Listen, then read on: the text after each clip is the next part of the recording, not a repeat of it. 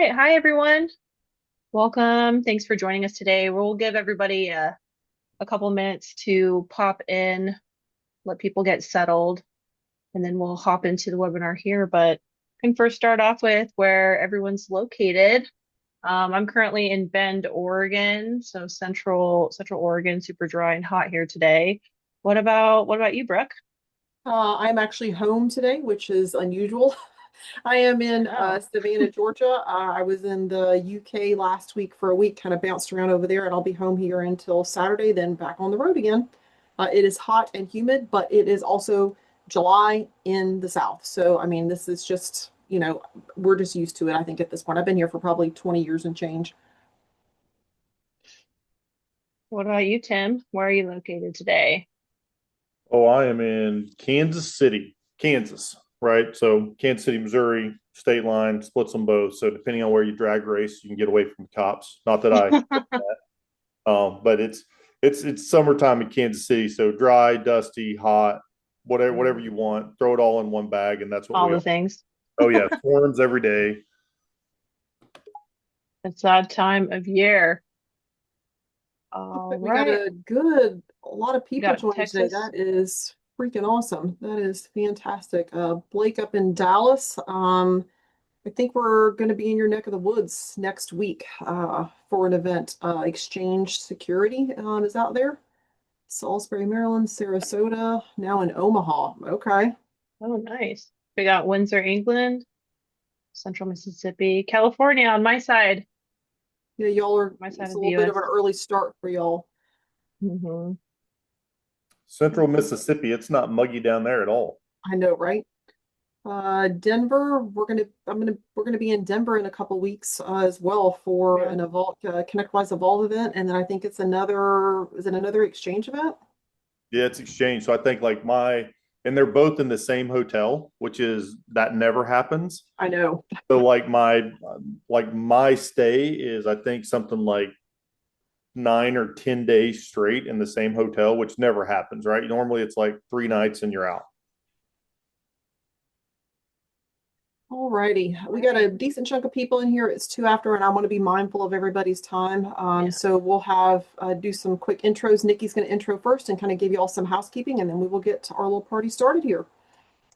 All right. Yeah. Thank you again, everybody, for joining us today. Um, as you know, the title compliance, because trust me, bro, isn't a strategy. Thank you, Brooke, for that title. Thought that was very creative and super fun. I think just talks to the fact that we all know that you can't just take somebody's word. You need to have proof and you need to have things backing you. And so we know today we're going to break down how you guys can turn compliance from headache into real opportunity and something that's going to build trust, drive recurring revenue, and actually make your life easier using the right tools and the right approach and the right strategy.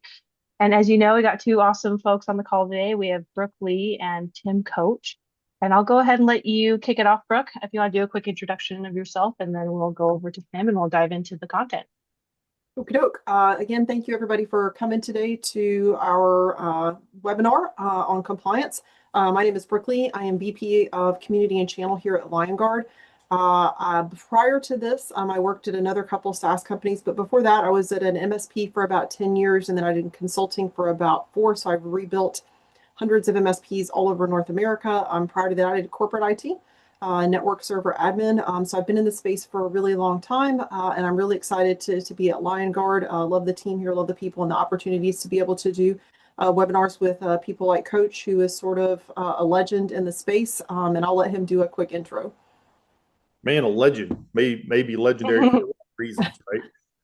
Yeah, so Tim Coach. So very much reflect Brooks' background there a bit. So I've been with a couple of companies at this point. On the vendor side of it, I call myself a recovering MSP.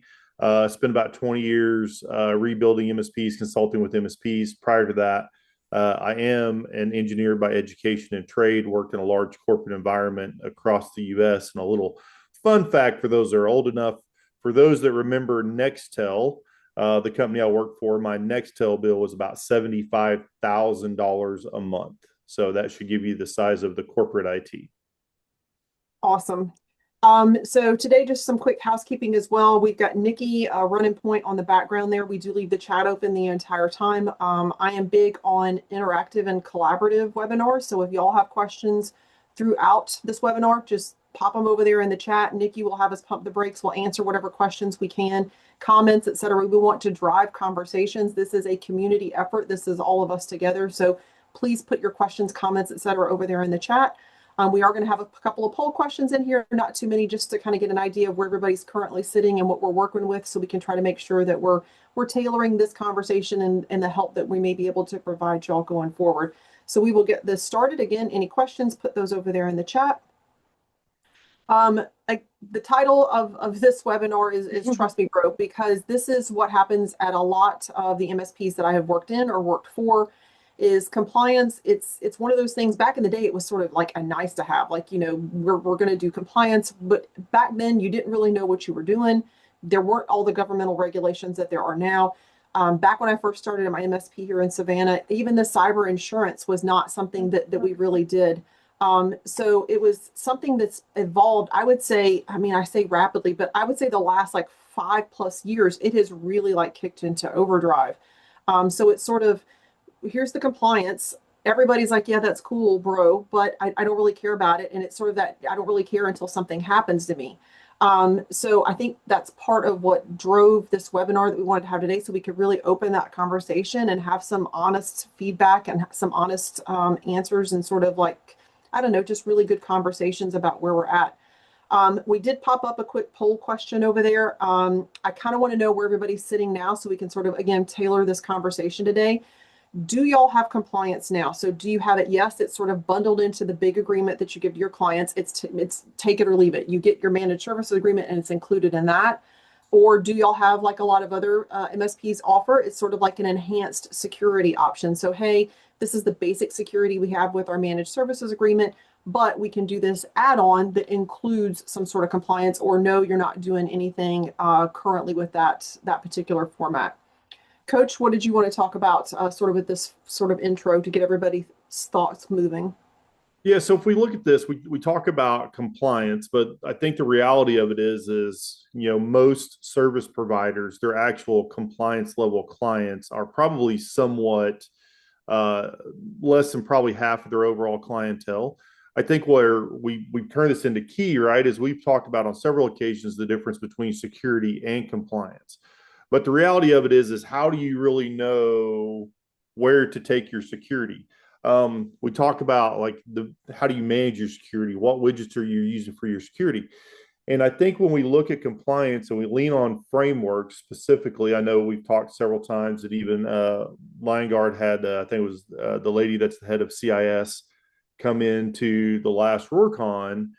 You know, those are really great checklists for you to start somewhere in a security fashion. So we all talk about checklists. We all talk about making sure you're meeting the standards. But the reality of it is when it comes to managing security and getting to compliance, there's no real checklist. We're all still trying to kind of figure it out. So when we use frameworks like CIS to measure compliance or measure the security, then we lead our clients naturally in that direction. And I think that's what we got to talk about is how do we pull people out of security? Where do we give them a reference or a framework to have that checklist? And then how does that approach them becoming more compliant across the board for all their clients? Because eventually this is going to push down to all of us. We've seen it heavily in the banks, right? Banks resist everything, typically because it costs money. And even though they have it, they resist it. But then they turn around and the government enforces it on them. So security leads to compliance. The frameworks are where we need to be leaning to really decide what our clients should be adhered to when it comes to security and compliance. And I think that's part of the conversation is people talk about the checklists and everything like that. And that is a great place to start, because you do need to start somewhere. And I see this so many times with so many MSPs that I work with on a consulting level, is they want to have everything lined up, everything perfect or whatever before we get started, and then they never get started. So again, to your point, using CIS or using the NIST checklist or whatever to be able to have something to start with. But at the end of the day, it's got to be more than the checklist. So I wanted to give a quick recap on the poll for anybody that didn't see that. So we've got 30% of the group is using compliance as part of their bulk managed service agreement. We've got 42% that are basically like a bolt-on and enhanced security. And then we've got 28% that are not offering any compliance at all. So I think we've got a great mix of people in here. So we should be able to have some really great conversation. So Nikki, let's go ahead and go to the next one. So I love this. I love this for a couple of reasons. Because again, you're not jumping out of an airplane. You're not doing anything that's risky or whatever. If you don't have somebody that you trust, that maybe had a certification, that has some sort of, hey, I've got this tool that I'm using to make sure that your parachute is packed.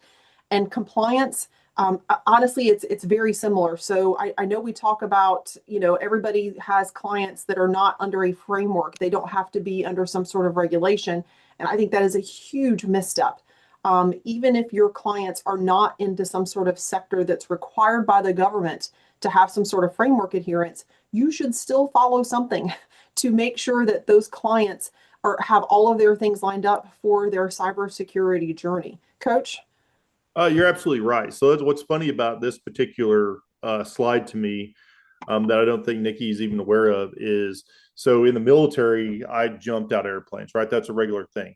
But it is kind of this, trust me, bro, that I've packed this parachute correctly. But what very little people know is there's actually a job description within the military, and they're called riggers, is what they're called, and that's what they do is they rig the parachutes, right?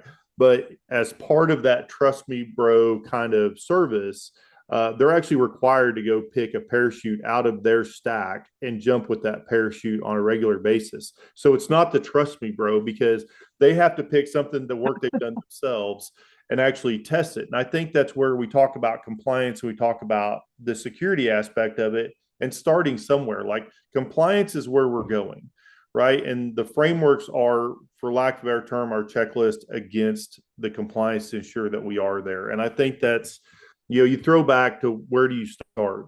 And in the old days, we talked about specifically like scope creep, right? And when it come to like project management. And the idea behind it was when there's nothing to verify the work that you're doing, what you end up with is you end up with a mess, you end up with a ton of wasted time, you end up with a ton of wasted effort from both your client and yourself.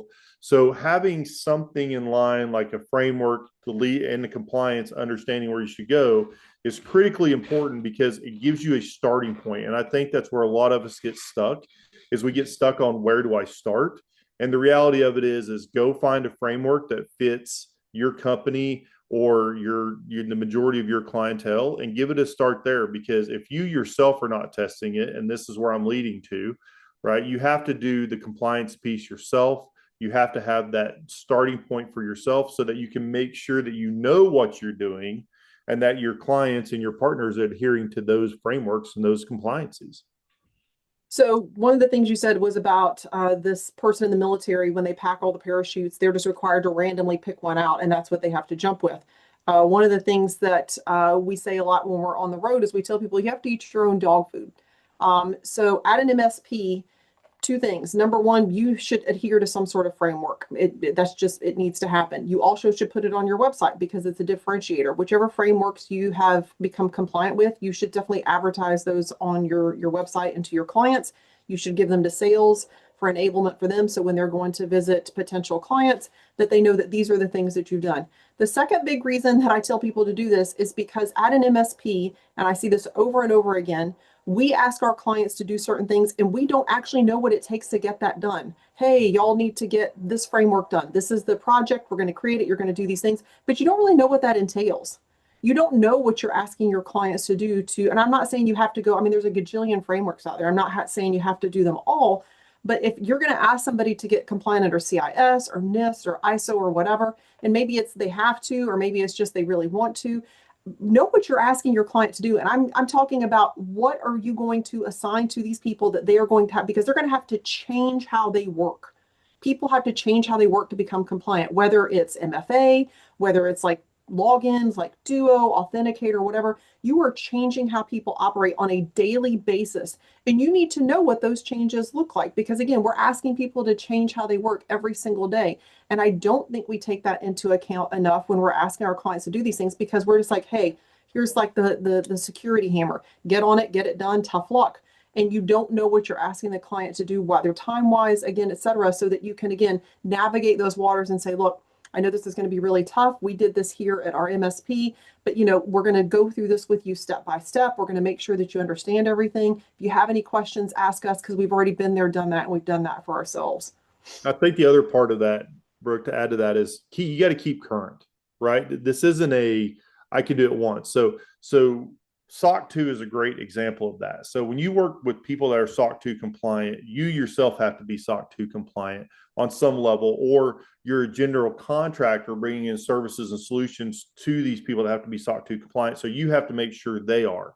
When you go into an institution and you're saying, oh, yeah, I'm SOC 2 compliant, but that compliance from a decade ago, that is not current, right? Like if you're compliant with SOC 2, you go through, I think it's a yearly or every other year, something like that, to stay current. I can't remember exactly because I've been out of that game for a hot minute. But this is where I think Brooke and I both tend to step on a lot of toes, is because we've worked in the environments and we know how things work. Compliance and security isn't about doing it once. It's about keeping it and maintaining it. And to her point, it's when you change the way people work, you have to make sure that you do it in a positive effect. When you put so much security on them and you tighten the compliance down so far that now they become unable to work, then you really haven't found the happy medium. And that's not what compliance and security is about. It's about enabling people to work, but doing it in a way that they can still be efficient. Absolutely. Nikki, let's go to the next slide. So here's sort of I'm going to have Coach kind of talk on this one, because again, from our client's perspective, it just seems like, okay, either A, it's more regulations, or B, it's this MSP back at my door trying to sell me something else. So you've got to make sure that you're navigating those conversations so that they understand that, A, I'm just not here to sell something else to you. If I'm doing my QBRs, I'm the BCIO, the account manager. But I'm trying to make sure that y'all are safe, that you're secure, that we're taking care of your people, your data, your et cetera, other things, et cetera. Part of this I'm going to tell you is outside of this conversation, is making sure you're having these conversations on a regular basis. Every single conversation cannot be a sales conversation, and you can't show up once a year. You've got to do some more of that. So Coach, I'm gonna let you talk on this one, because this is sort of about how you're going to sort of, commoditize that compliance piece. Yeah, and I would say, and Brooke, I think we're both in agreement on this. I would say the best way to go about this is to remove the first letter or the first word of this slide. You got to get rid of the cell, right? When you're talking CISO services, when you're talking CIO services, when you're talking about high-end leadership, B2B conversations, those conversations are advisory, right? Those conversations are, here's where you're going, here's how we can get you there. Your clients don't care about what your stack is. They don't care about the products you're using. They care that they can go in and make the dog food, right? They care that they go in and take care of the babies, whatever the scenario is.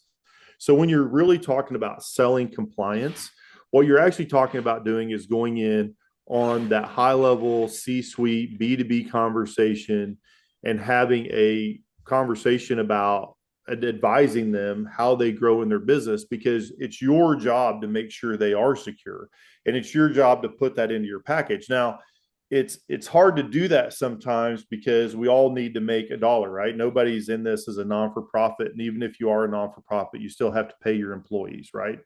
So when you're doing it, I really feel like selling compliance is more of an advisory role, where it turns out into, we're upgrading your services to ensure that you're more compliant or you're more secure in this world and that world, because a lot of your partners just don't care about that. It's your job to care about it, and it's your job to package it in a way where they see it as, it's important I am secure. Because we start going out and we start looking at those numbers, right? Statistics are something like 60% of all businesses that get hacked just close their doors, right? Well, when you close your doors, what does that mean? It means now all of a sudden, all of your customers have to go find somebody else. Now it means all that your employees, they have to go find somebody else. Now that means is you as the owner, like maybe you've lost everything, right? Maybe the lawsuits and everything's coming from the lost data or lost productivity or whatever that scenario is, you're going to lose everything. So now you're out there looking for a new job. So when you're talking about compliance and selling it, what you're really talking about is advising them on those high-level B2B conversations about how they keep their company secure and how they move forward in conducting business and growing. And that's your job as a service provider to guide them. because that's not what they're looking to do. They're looking to perform the function their business is based in. Absolutely. All right, Nikki, let's go to the next one. I want to be mindful of the time here so we have time for questions. So this is something I think that a lot of MSPs have a misstep on. So there are two separate pieces and you need both. Projects and programs. Again, this is something that I preach when I'm on the road, when I'm talking to MSPs. So the project is the initial, okay, you guys, now we have to get y'all compliant under CIS, NIST, CMMC, whatever it is, doesn't make any difference. The project is what I'm going to use to get you compliant and adherent to that particular framework. Okay, cool, bro, we've got that part done. The second piece of that, back to Coach's point a minute ago, is this is not a set it and forget it. This is an infinity type thing. So we have to have this program that is going to make sure that on regular intervals, we are taking care of making sure that we're running the checks. Is there a new audit that needs to be run? Is there some sort of an end user thing that needs to happen education wise? Maybe we have to send out some emails to educate people on, how not to click spam emails. It can go from very simple like that to very complex. But the program is the piece that is going to keep you from having to do those projects for your clients over and over again. Because if you just do the project and you get them adherent to NIST and then you're done and you don't do anything else, when they come back next year or the year after that, when they have to get compliant again or they have to recertify that, then you're right back in the same boat. You're doing another project. It's all the heavy lifting. It's all the heartburn. It's all the everything to start with versus if you do the one-time project and then you run that program continuously, then those projects to get adherent or to fill out the paperwork or to become recertified every year, it's so small and it's so easy because again, you've done all of the work throughout the year to make sure that those things were taken care of. Again, this is why I tell people you've got to have both of these things. And again, so for the people, I think it was 42%, 30. So we've got like 72% of the people here are doing either in their managed service agreement or that bolt-on agreement. Again, this is where we're going to run those programs under part of this add-on thing. So there's no extra cost to your client. Now the project, to get them adherent, 100%, you guys and girls need to be charging for that without a doubt. But that program, that's that offering that you have that's in that 72% of what you guys are offering your clients right now. Again, this is so critical to understand that these are two separate things, but you have to have both. Yeah, they absolutely go hand in hand. It's like one thing is just, and we're going to talk about this a little bit later in another slide, but one thing is the project, right? That's doing an analysis. It's, back in the day, we called it a gap analysis. I'm sure there's some new fancy term for it, but you go in and you look at where they're at and you look where they need to improve. And that's where you charge, right? So if you remember the old days as a service provider, our money was constantly ebbing and flowing, right? And that was based on projects and time and material.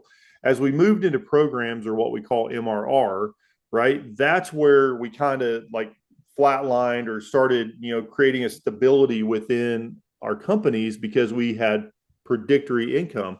So we could know when, the next big thing was coming up. Same thing for your clients, right? Or your customers. When you're looking at them, the project or anytime the word new is used, that's typically where you're looking at charging them, right? And this could be something along the lines of, look, we're along with that 30% that's providing some kind of service, but that's a new service. So that's a new line of revenue. It's a new business wrapped around an additional offering to your partners. Whereas the MRR is what comes out as that steady day-to-day management every time. Like these are the things that's leading into your CIO conversations. These are the things that make sure that you stay consistent.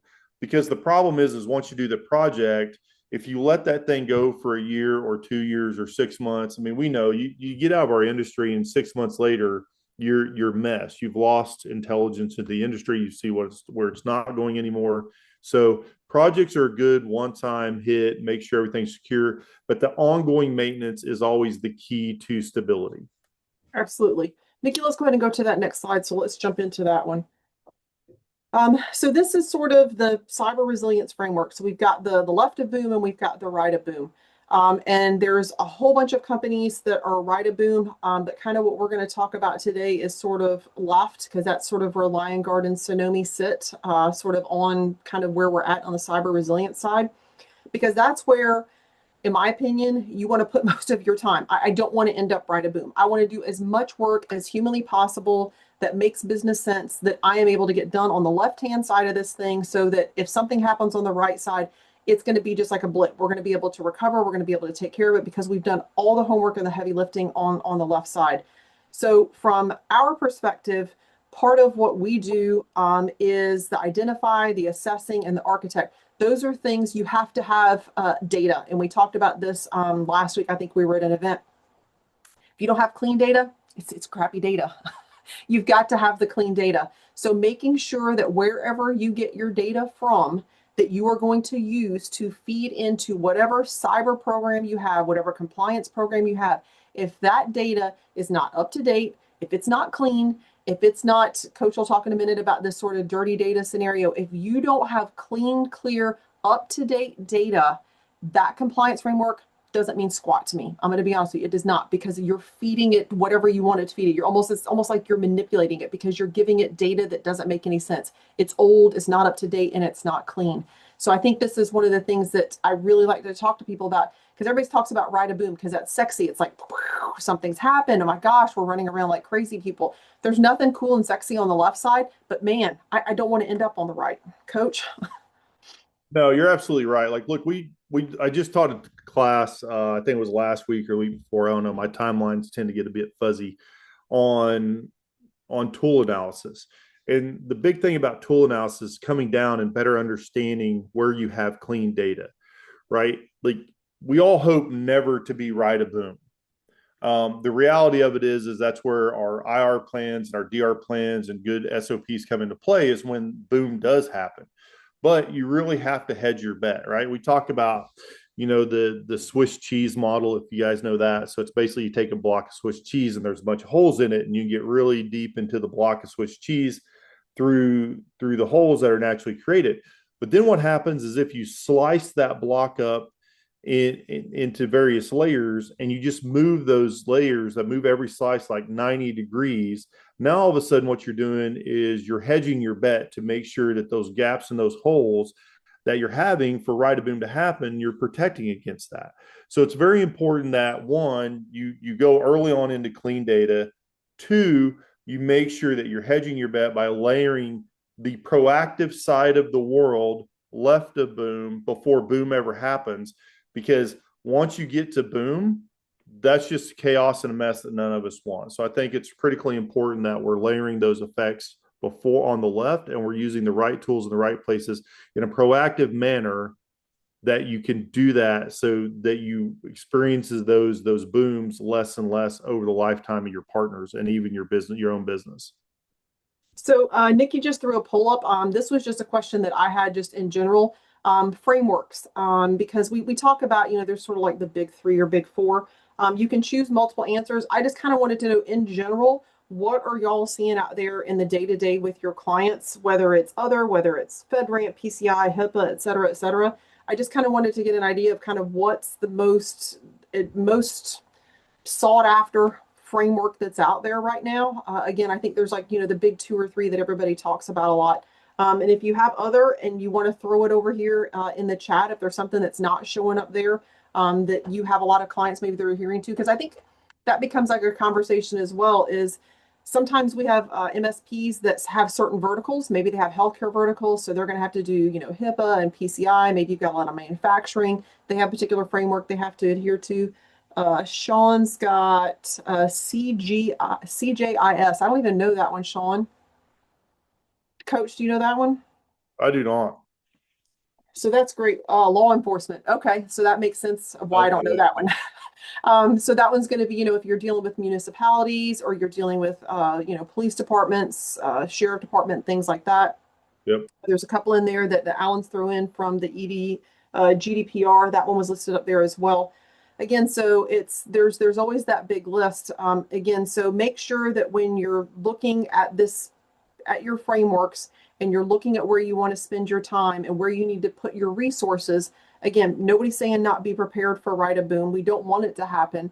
But again, the more homework and the more behind the scenes stuff that you can do ahead of time, to Coach's point, trying to sort of shift those circles and holes so that they cover each other up, so that you're going to kind of reduce that sort of, we call it an attack surface management here at Liongard.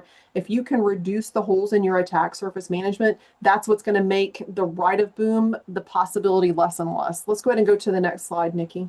Yeah, I was thinking one of them threw up there while we're talking, getting ready to talk about that next slide.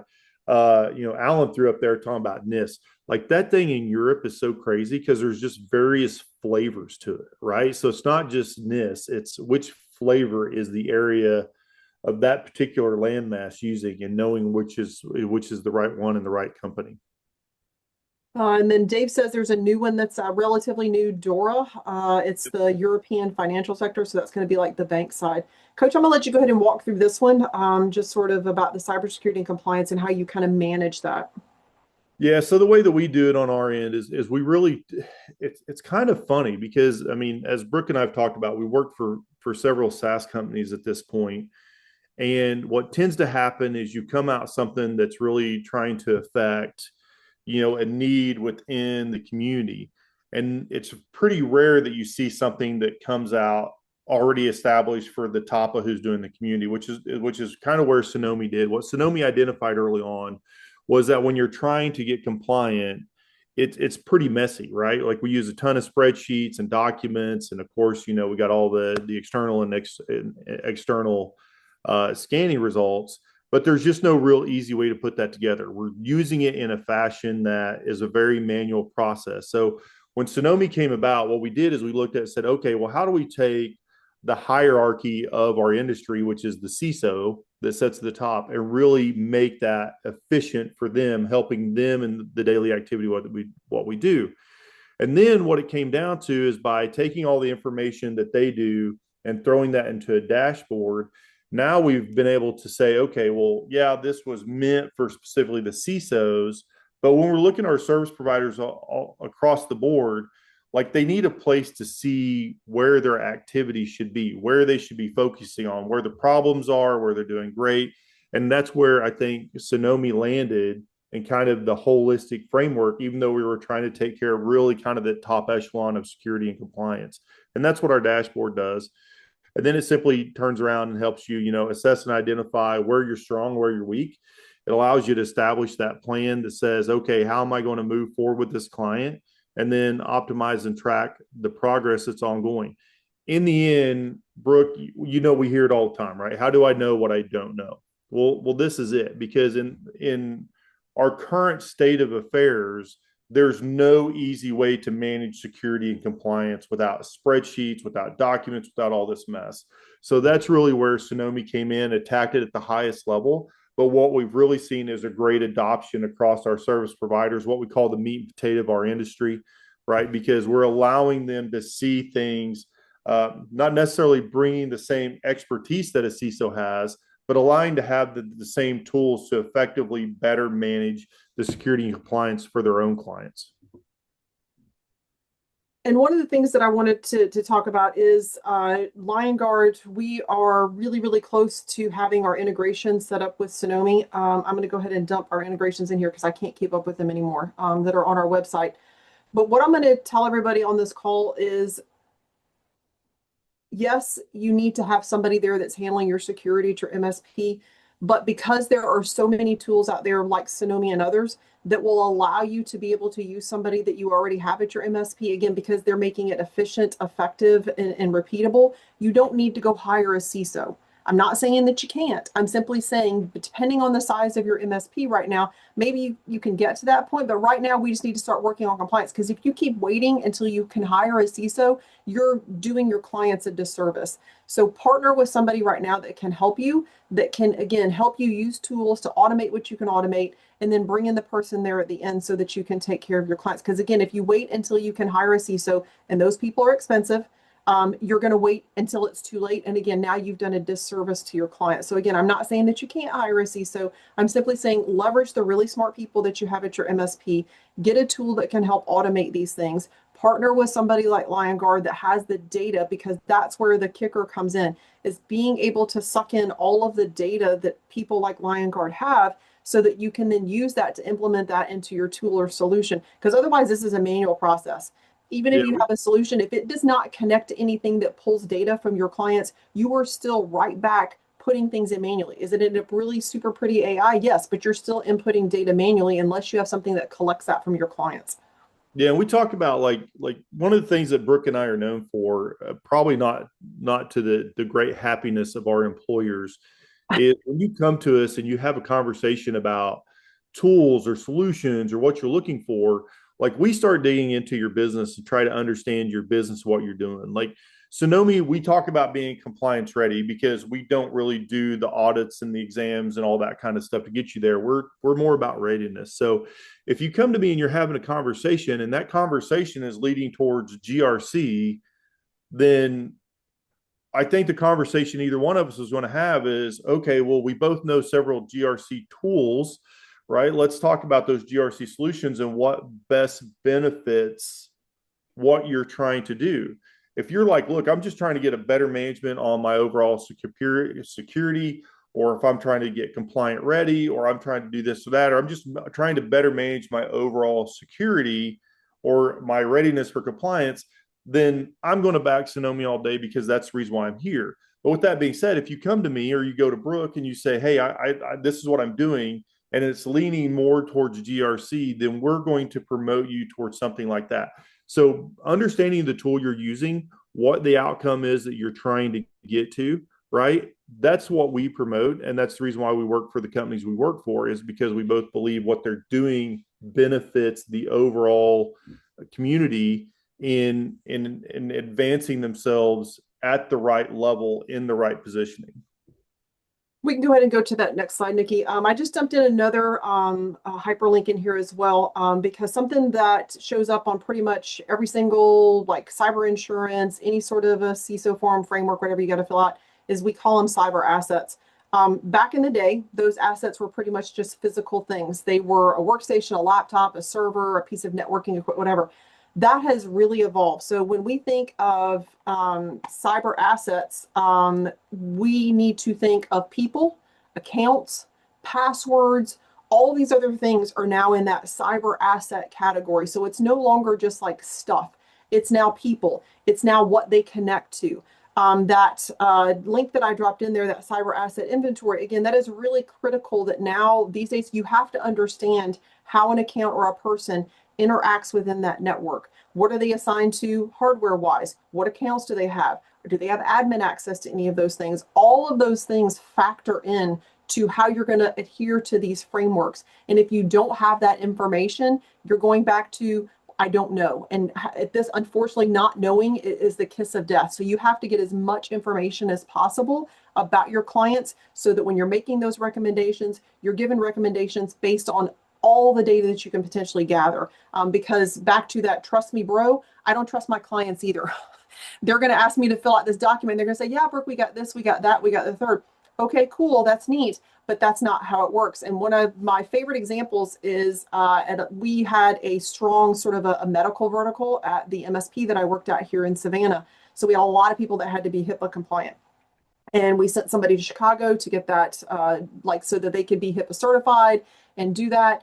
One of the things that you have to do is you have to do a physical on-site assessment. Again, we're in Savannah, so all of our clients were local. So that was something that I did because I would show up. They did not know that I was coming to do the assessment. It was just like, hey, here I am showing up. I got some donuts for y'all. Here's some coffee. And then what I'm doing is I'm walking around making these assessments, like the server door is open and unlocked. We don't have the screen protectors on the screens that can be visible by people in the waiting room, all of those things. But when I sent the paperwork to my client and said, hey, check these boxes, let me know where you're at, they're like, yeah, we got all that stuff done. And then I show up on site. Guess what, bro? You do not.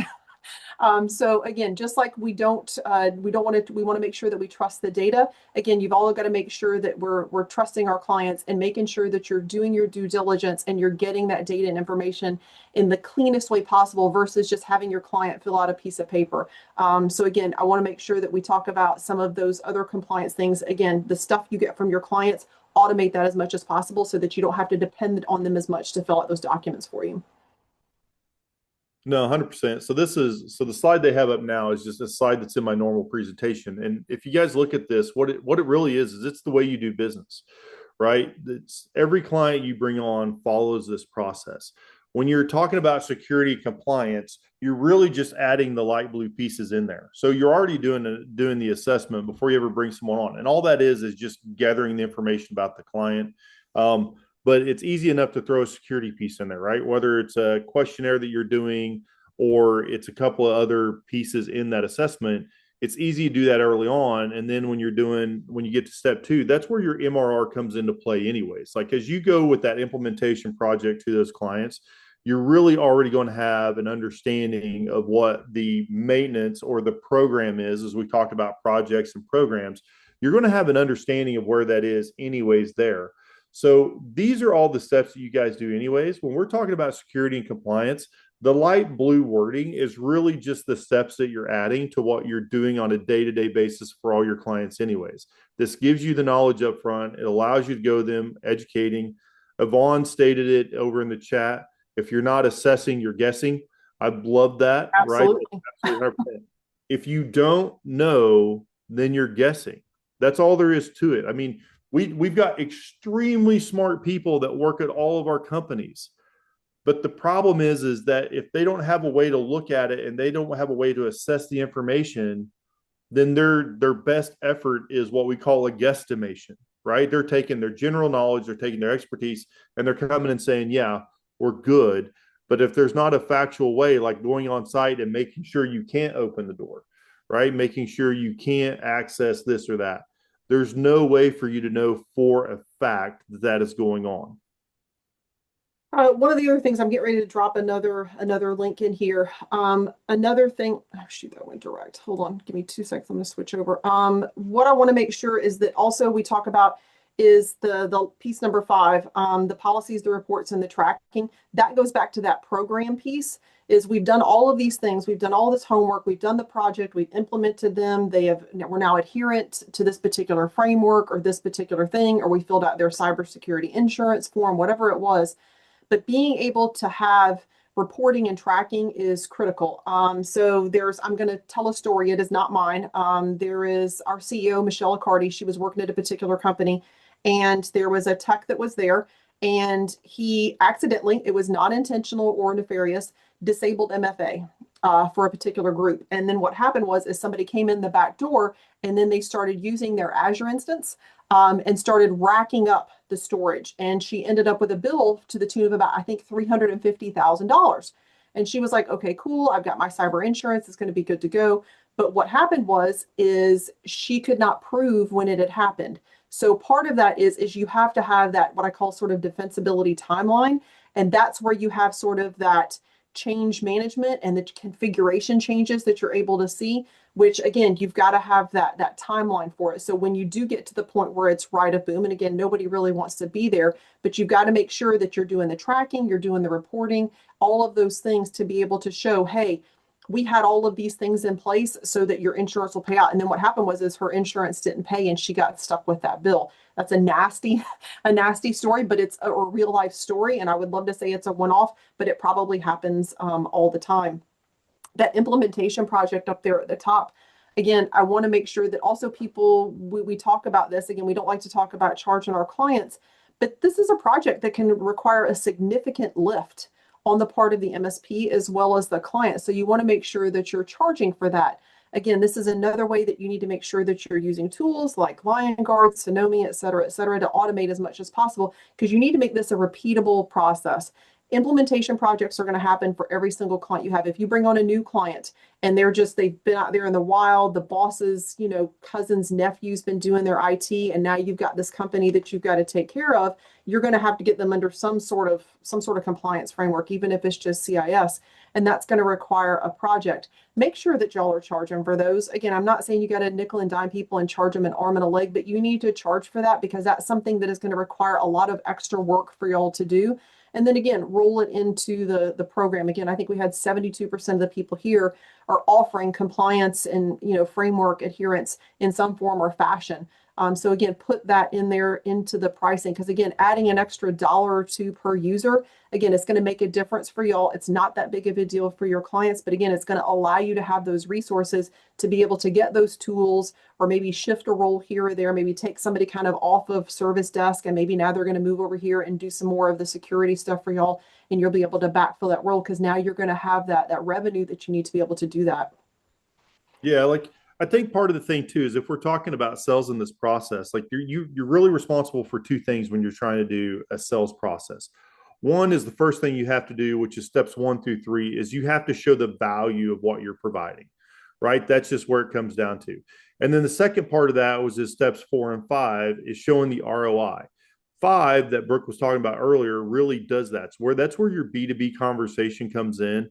That's where you're saying, hey, here's everything that we've done, the continuing of us making sure that the program is working and it's effective for you. But that's make sure when you're talking about it, because a lot of people are talking about, well, I don't really know how to sell compliance. Well, what you're looking at is the first thing you're trying to sell is the value of compliance. How does that help them? How do they see what they're doing? And then the second part of that is showing them the value that you've brought to them, right? Because we talk about stickiness, we talk about retention, we talk about we don't want to see churn. The times that you see churn is because people are just simply not seeing the ROI on the value that you initially sold them. So when you're in that, just keep those two things in mind. Up front, you're selling value. On the back end, you're showing them the ROI on the value they purchased from you. And you really do that in step 5. I think the other thing I want to add in there is Yvonne is hitting it again. She talks about, if, consider compliance as a service. And if you're, an MSP and can't deliver that, find an advisory company that does. We have one of the friendliest communities I've ever seen in any business there is. There is always the availability to go out and ad hoc or find a friend, a company that has this kind of services where you really that's how you start the program. A lot of people, a lot of companies can't go out there and just spin up a new department with 1 to 3 people that's not bringing any income and get that going. The great thing about our industry is there's companies that are already doing this, and you're probably friends with them from the start. So the idea behind, once again, getting started is finding a way to do it that's economical and in your best interest. And I think Yvonne's point is great. Find someone that can help you to start that out and really get it going until you can build out your own. And to Yvonne's point, this is something that I really recommend people. I've actually done a couple of presentations on this. Choose your partners and vendors carefully. This is somebody that you are going to be in a relationship with, for lack of a better word. So make sure that you're asking the difficult questions. If you're going to partner with somebody to help you, because again, you don't want to wait until you get your own platform or whatever set up. I think that's a wonderful thing to do. But ask the tough questions when you're partnering with somebody, whether it's a vendor like myself, like Cynomi, like anybody else out there under the sun. Ask the tough questions. What regulations are y'all compliant to? What security postures do you guys have? What are your security policies? What is it that you have that you make your own employees do? Do you have a list of recommendations that I can go ask some people that have partnered with you before?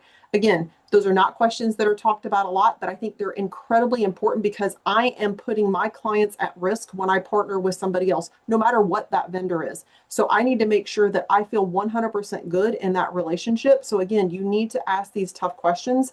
Talk to other people in the space, do your homework, do your research. Again, it's super easy to partner with other people, but I will tell you to be really, really careful. Make sure that you're choosing the right partner that's going to be able to help get you where you need to be. And again, ask those tough questions. Another big one I tell people to ask about all the time is talk about onboarding. What is it going to take for me to use your company, your service, your software to get up and running? And you want to make sure that that vendor is being super transparent with that. Again, we want to make sure that we are taking care of those things. I absolutely agree with that. I mean, if we're not taking care of that and you're not taking care of yourselves and you don't understand the partners you're working with, that's critical on every level. All right, let's go ahead and go to that last slide. I think we should be getting kind of close here on time. We can take questions now if anybody has any questions. We're going to have one more slide here at the end where we've got some information. We can just go ahead and go to that one, Nikki. So if anybody wants to see sort of a deeper dive on Liongard or Cynomi, we've got QR codes up there for that. I'm going to put my email address in here for y'all as well. It is brook@liongard.com. I've got a question. Jeff had asked about some questions about the integration with Cynomi and Liongard and a roadmap for that and a timeline. So I'm going to get with him on that one. I'll send him an email. If anybody else wants that information, let me know. Again, I dumped in several links in here as well. So if you need information on that, Let me know again. Liongard IQ is our new platform where we're leveraging true AI. There's a lot of people out there touting AI, and it's AI-ish. So we've got that out there. Does anybody have any questions? All right, David, he wants some information on the Cynomi integration. So David, I'll make sure that we get that information to you and to Jeff as well. Anybody else have any questions for myself, for Coach, Nikki, anybody else that we can have some conversation on? Quick example on value for Mark Matthews, to you, Coach. Can you give us a quick example on value for customer on compliance? Yeah, typically the value for customer on compliance is it moves them in the right direction, or in Cynomi's case, what we're doing is we're getting them ready for compliance. So if you've ever been through any kind of compliancy or framework, audit, examination, certification, whichever word you want to use, it's extremely cumbersome. And typically what happens is the person that's in charge of that, which is a third party entity, feeds you bits of information as you're going through the process. So the process tends to be really dragged out. It takes a long time. Whereas if you're looking to get ready for that really fast, super easy, when you're using specifically in the Cynomi platform, all those steps are available. The assessment shows you exactly where your gap analysis is. It gives you all of the tasks to get actually completed. So the value in using something like Cynomi or getting your client ready is you're actually expediting the timeline and reducing the cost from both a labor and a financial situation in order to get them to that compliancy early on in a much faster environment. I know SOC 2 used to take us a year, and now with tools like Cynomi, I can probably do it in less than 30 days to be ready for that exam. All right, and we've got a question over in the Q&A. I think this is for everybody. What are some implications if the client does not provide updates on what they are achieving for their compliance framework roadmap?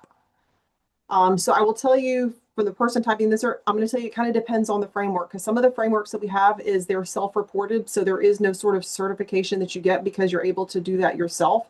If there are ones where you have to report and say that you have done this for some sort of a government entity or some sort of a regulated framework, it's going to be fines for sure, and it's going to be some sanctions at some point. But again, I've never seen anybody get that far. Normally and I've never seen the client not providing the updates. Part of this is I think it's having the conversation with your client, and again, maybe this is a bigger conversation for another webinar at another time. Is this the right client for you?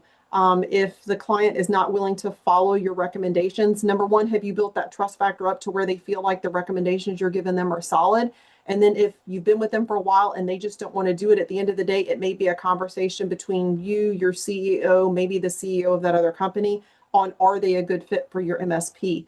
Because at some point, then that puts you at risk when they don't want to follow recommendations. Again, telling somebody I need you to buy a new printer or whatever, that's one thing. But when I'm telling you, you've got to do this to stay compliant and I've got to keep your people data and everything safe, and you don't want to do that, that's a completely different conversation. Yeah, and that's really like I reference the MSP or the MSSP being a general contractor, right? It's really your job to make sure this stuff is being done. So it's your job to enforce that the client is doing it. If the client isn't doing it, then that comes down to a business conversation of who's responsible for what and how that's going forward, and if something happens. But in the end, I think it's self-reporting isn't great. You should always have a third party. I think that's where you find one of those friendly companies, or you do it yourself, right? And what you're doing is you're providing the third party assessment that this is being done and it's completed to the standards that the framework or the industry needs. All right, so we answered that one. And then Leonardo had a good comment. This is why it's important to have a CRM with the client. Again, part of this is I think you've got to have those regular conversations. So this is where you're going to have to lean on your account managers, your VCIOs, things like that, so that when it turns into a conversation where we've got to have this compliance security conversation, number one, it's not a shock. And number two, we've sort of been leading them down the path, because we had that slide way up in the beginning where Coach said, take off the word sell. I'm a big proponent, and I've had plenty of arguments about this. Your VCIOs and your account managers should not sell, because the stuff that you have, it sells itself. My job as a VCIO as an account manager, as a CISO, is to guide you, it's to advise you, it's to make recommendations, it's to help you make sure that your client, your company, and because again, your client, they have clients. Again, this is just such a spider web effect that goes all the way down. My job is to make sure that you have things that are secure, that you have things in place, that we're making sure we're taking care of your policies. I'm taking care of the IT stuff, which includes all of the security, so that your clients can take care of manufacturing the dog food, taking care of kids, running a food bank, running an accounting firm. Those are the things that they're good at. I need to do the things that I'm good at, which is taking care of those other parts and pieces. And again, part of this is just making sure you're having those conversations on a regular basis so that when you talk to them, they know that I'm not here to sell something every time. I'm just simply keeping you up to date and up to speed on what's going on. Yeah, if we move on into that too, like, look, I'm a big proponent of, you should always know where you set, period. Right? Like that doesn't, I'm talking about like your employees should know where they set with you. You should know where you set with your employees. Your clients should always know where you set, and they should know where you always set, right? That's the CRM conversation. It's funny to me that these people that are afraid to go into their clients and have these conversations, because that means they haven't been communicating with their clients. That's the stuff the CRM is tools for. That's the reason why we call it a partnership. Stop having customers, start having clients, start having partners, have those conversations, know the heartbeat. It used to be huge in my world. Like anytime we bring on a new client, or when I would do my reviews with my clients, which was fairly often, right? And I go over contracts fairly often too. But the conversation always led to, at any moment that you even think about being upset or you're getting irritated, make sure that I know at that moment. Don't save, don't build that up. You should never be surprised by a client or an employee or vice versa. You should always know where you set in the relationship. And that only comes through communication and through documenting that communication so you're not overlapping and being repetitive. Absolutely. We are close on time here. I want to be respectful of that. I want to thank everybody for attending our webinar today. I hope we had some great conversation. Everybody learned something. Again, if you want to learn more about Liongard, we've got a QR code here. If you want to learn more about Cynomi, again, QR code for them as well. I've got some action items that I'm going to take back. I owe some people some information on the integration that we're going to have with Cynomi, and we're super close. I got to check with Callan, our CPO, and see where we're at on that. Again, I've dumped my email in there, coach, as well. If y'all have any questions, you need help with anything, again, I tell people all the time, I know a guy. It may not be me, but I'll get you pointed in the right direction. So if there's anything that y'all need, reach out to us. Again, thank you so much for joining us today, and we will see y'all in a webinar in a little bit. Bye, guys. All right. Thank you, everybody.